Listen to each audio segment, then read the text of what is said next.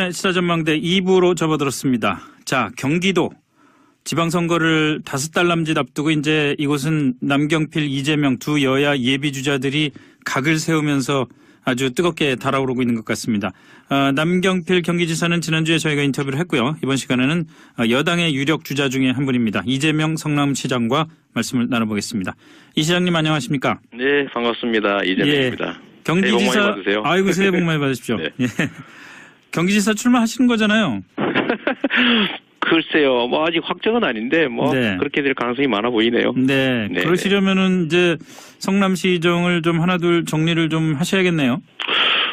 오늘도 하루 종일 뭐 여기저기 챙기고 있었는데요. 네. 제가 어떤 기자분한테 드린 말씀인데 성남시장 1시간은 100만 시간의 가치가 있다. 제가 그렇게 얘기하잖아요. 예.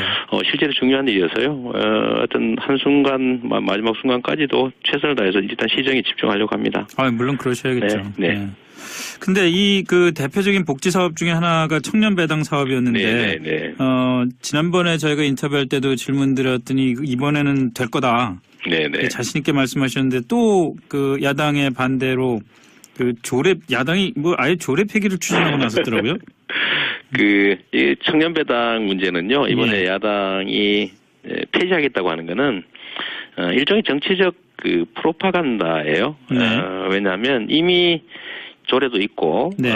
또 작년 연말에 자기들이 동의해서 올해 본 예산이 편성이 되어 있어서, 네. 이미 또 집행하고 있어요. 오늘도 제가 확인하고 왔는데, 그런데 이걸 폐지하려면, 사실 작년에 예산을 삭감했어야죠.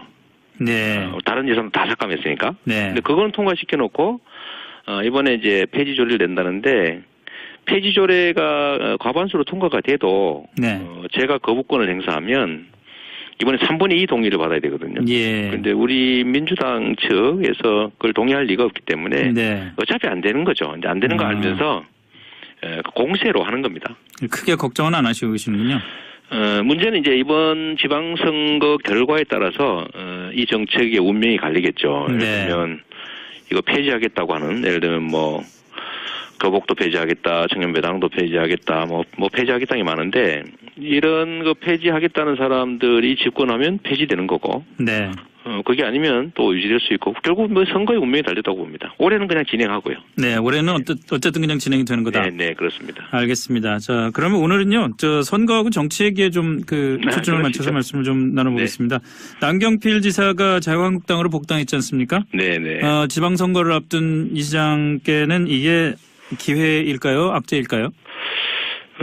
뭐 있는 현실을 가지고 평가할 필요는 없을 것 같고, 저는 그렇게 될 거라고 봤어요. 네. 왜냐하면 소위 진보는 분열로 망한다, 보수는 부패로 망한다 이런 말이잖아요. 흔히 그런 얘기가 있었죠. 예를 들면 가치와 이념을 중시해서 갈라지는 게 전문인 이 소위 진보 진영도 선거 때가 되면 연대하든 통합을 하든 후보 단일화를 하든지 진영을 하나로 만들잖아요. 네. 그런데 이익 중심인 이 보수, 네. 제가 표현하기로는 가짜 보수들, 이익에 매몰된 가짜 보수들 입장에서는 이익을 버려가면서 분열할 리가 없습니다. 네. 어떤 경우도 반드시 후보가 정리가 돼서 1대1 구도가 될 거라고 보죠.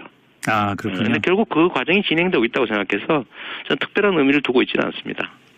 자, 그럼 1대1 구도라면은 여당에서 지금 누가 한 명이 될지가 또 이제 관심사인데. 네네. 일단 본선전 경선이라는 또 허들이 하나 남아 있지 않습니까? 네네네. 일단은 친문 주자들에게 아무래도 당내 역학관계상 네. 좀 이득이 있을 거다라는 분석들이 많은데. 네. 전해철 의원 있잖아요. 네. 전해철 의원은 전형적인 친문 주자라고 할 수가 있고. 네. 어떻게 자신 있으세요? 이번 이제 대통령 선거 다음에 벌어지는 이번 지방선거는 소위 이제 촛불혁명의 한 과정이라고 저는 생각해요. 네. 문재인의 측근들이 정권을 만든 게 아니고 국민이 만들었죠. 네. 촛불 국민들이 만들었고요. 근데 이 촛불 국민들이 바라는 바는 공정한 나라를 만들자는 것이고, 예. 결국 문재인 정부가 성공하고 공정한 나라가 되는 과정에서 과연 누가 더 도움이 될 것이냐는 국민들이 선택하겠죠. 네. 저는 촛불혁명 이전에 그 국민들하고 촛불혁명을 거친 국민들은 완전히 다른 존재라고 봅니다. 네. 1억 개의 눈, 귀, 그다음에 5천만 개의 입을 가진 그야말로 집단지성을 장착한 유기체다. 저는 이렇게 생각하는데요. 대통령을 끌어내린 그 고도의 지성을 갖춘 정치 집단, 유기체가 합리적 판단을 할 거라고 저는 봅니다. 네. 그리고 이제 그 선택을 받도록 제가 노력하면 되고요. 그 선택의 결과에 제가 따르면 되는 거죠, 뭐. 네, 뭐 그럼에도 불구하고 그 지난번 대통령 선거 경선 때 네. 막 당시 문재인 후보한테 막 공격도 하고 그러셨잖아요. 공격을 했겠어요. 그냥 제 입장을 관철하기 위해서 하고 하는 건 있긴 한데 그거야 하나의 과정이고 결국은 이제 그 결과들 저희가 다 인정하고 뭐 문재인 정부 수립을 위해서 최선을 다해서 협조했고요. 또 문재인 정부가 지금 이제 들어선 후로 문재인 정부 성공을 위해서도 최선을 다하고 있고 네. 특히 중요한 거는 남이 아니라 우리라는 거죠. 예. 문재인 정부 민주당 정권이 성공하지 않으면 이재명의 미래도 없는 거죠. 대한민국의 미래도 없다고 저는 봅니다. 네. 그러니까 이거는 우리 공통의 이해관계가 있는 것이기 때문에 예를 들면 저를 문재인과 친하냐 안 친하냐 뭐 이런 측면에서 보지 말고 네. 문재인 정부의 성공, 민주당 정권의 성공, 그다음에 정권 재창출 그걸 통한 새로운 나라 건설에 이재명이 필요하냐 안 하냐 이렇게 판단하면 되는 거지 누구하고 친하냐 안 하냐 이런 걸로 자꾸 문제를 만드는 거는 저는 일종의 갈라치기 네. 프레임이라고 보고요. 이것도 일종의 이간질에 가깝다 생각합니다. 그러면요. 정치에서 친하냐 안 친하냐가 뭐가 중요하겠어요. 그 박원순 서울시장 보고 당이나 청와대에서 경남지사 나가는 게 어떻겠냐 서울시장 그만하고 뭐 이런 얘기도 있었다고 하고 당내에서도 뭐 서울시장 3선에 대한 뭐 피로감이 있다 이런 말들도 나오고 이런 걸 들으시면서 옆에서 보실 때 어떠세요? 저는 이게 이제 당이나 청와대에서 했다기보다는 이제 사실 김경수 의원께서 하신 말씀이에요. 네.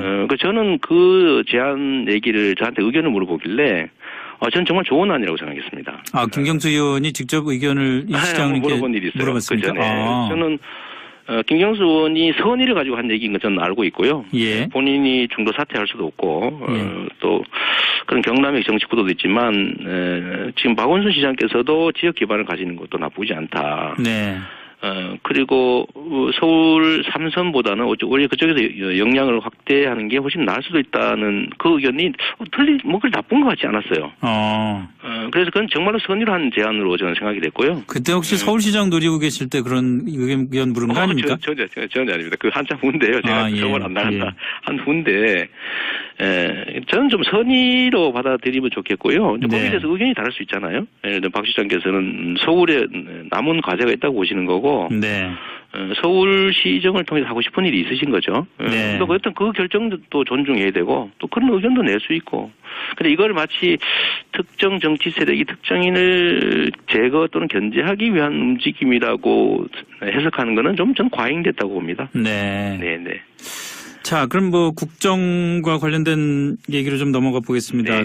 사실 최근 오늘 발표된 거죠. 오늘 발표된 문재인 대통령 지지율을 보니까 처음으로 그 50%대로 떨어졌더라고요. 50%대라고 그러지만 사실상 이제 뭐 60% 가까운 지지율인데 이게 그 대충 분석을 보면은 그 남북 아이스하키 대표팀 문제라든지 그 소위 말하는 자유한국당이 내세우는 뭐 이 평양 올림픽 프레임 이런 것들 때문에 떨어졌다는 그 분석들이 많이 나오고 있는데 시장님 보시기에는 어떻습니까? 지금 이제 저는 젊은 세대들의 지지 이탈이 많다고 얘기를 들었는데요.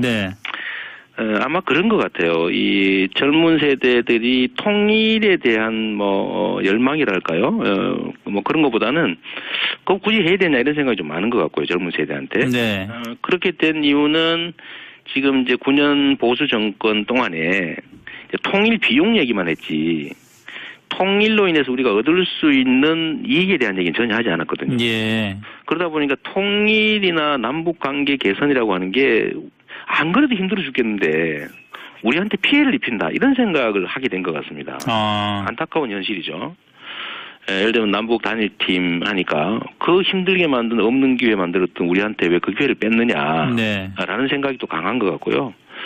또는 이제 비트코인 이런 거래에 대해서도 새로운 기회의 가능성인데 왜 그렇게 우리 입장을 고려해주지 않느냐 이런 섭섭함들이 있는 것 같아요. 네. 그런데 저는 좀 일시적인 현상일 거라고 보고요. 예를 들면 정부가 악의를 가지고 나쁜 방향으로 가고 있다고 하면 회복하기 어렵겠지만 좋은 방향으로 노력하는 과정에서 생기는 일종의 약간의 오해 그리고 이제 자유한국당의 어처구니 없는 공격 네.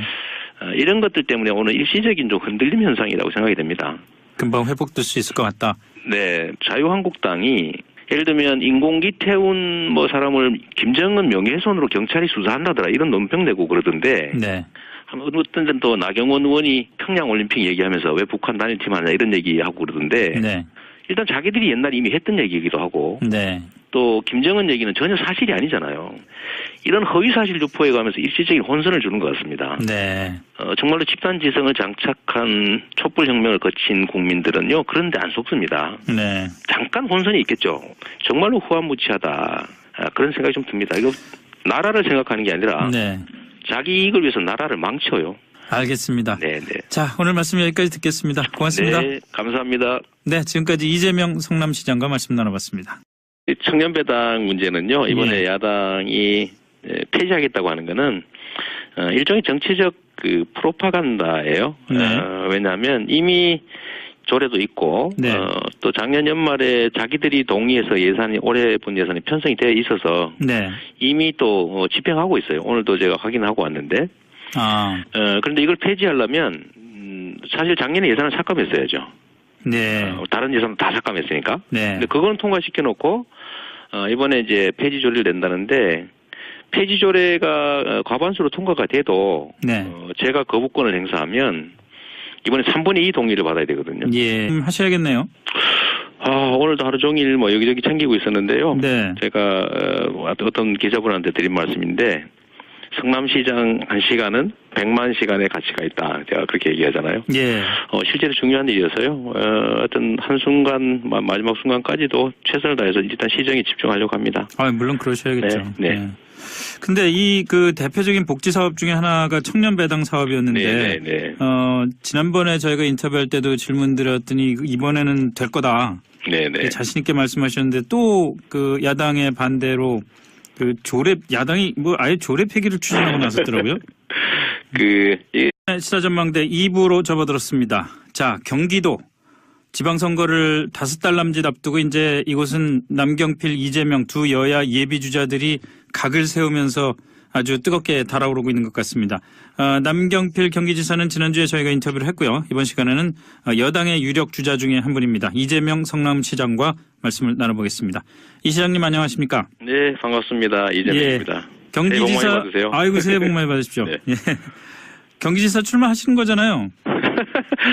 글쎄요, 아직 확정은 아닌데, 네. 그렇게 될 가능성이 많아 보이네요. 네. 그러시려면은 이제 성남시정을 좀 하나둘 정리를 좀. 근데 우리 민주당 측에서 그걸 동의할 리가 없기 때문에. 네. 어차피 안 되는 거죠. 이제 안 되는 거 알면서 공세로 하는 겁니다. 크게 걱정은 안 하시고 계시는군요. 문제는 이제 이번 지방선거 결과에 따라서 이 정책의 운명이 갈리겠죠. 예를 들면 이거 폐지하겠다고 하는, 예를 들면 거복도 폐지하겠다, 청년배당도 폐지하겠다, 폐지하겠다는 게 많은데, 이런 거 폐지하겠다는 사람들이 집권하면 폐지되는 거고, 네. 그게 아니면 또 유지될 수 있고, 결국 선거의 운명이 달렸다고 봅니다. 올해는 그냥 진행하고요. 네, 올해는 어쨌든 그냥 진행이 되는 거다. 네, 그렇습니다. 알겠습니다. 자, 그러면 오늘은요, 선거하고 정치 얘기에 좀 초점을 맞춰서 말씀을 좀 나눠보겠습니다. 남경필 지사가 자유한국당으로 복당했지 않습니까? 네네. 지방선거를 앞둔 이 시장께는 이게 기회일까요? 악재일까요? 있는 현실을 가지고 평가할 필요는 없을 것 같고, 저는 그렇게 될 거라고 봤어요. 네. 왜냐하면 소위 진보는 분열로 망한다, 보수는 부패로 망한다 이런 말이잖아요. 흔히 그런 얘기가 있었죠. 예를 들면 가치와 이념을 중시해서 갈라지는 게 전문인 이 소위 진보 진영도 선거 때가 되면 연대하든 통합을 하든 후보 단일화를 하든지 진영을 하나로 만들잖아요. 네.